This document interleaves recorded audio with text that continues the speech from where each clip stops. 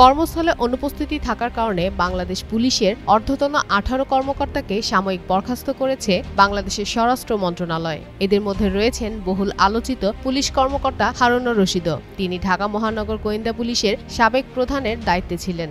সোমবার স্বরাষ্ট্র মন্ত্রণালয়ের জননিরাপত্তা বিভাগ থেকে এ বিষয়ে একটি প্রজ্ঞাপন প্রকাশ করা হয়। রাষ্ট্রপতির আদেশক্রমে প্রজ্ঞাপনে সই করেন উপসচিব নাসিমুল গনি।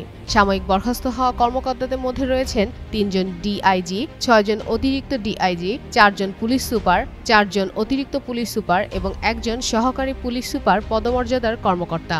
প্রজ্ঞাপনে উল্লেখ করা হয় 18 জন কর্মকর্তাকে সরকারি কর্মচারী বিধিমালা 2018 এর 3 গ অনুযায়ী পলায়নের শাস্তিযোগ্য অপরাধে অভিযুক্ত হওয়ায় বিধি 12 উপবিধি 1 অনুযায়ী তাদের নামের পাশে উল্লেখিত তারিখ থেকে চাকরি থেকে সাময়িক বরখাস্ত করা হলো। প্রজ্ঞাপনে আরও বলা হয়, সাময়িক বরখাস্তকালীন তারা খোরপোশ ভাতা পাবেন এবং জনস্বার্থে এ আদেশ জারি করা হলো।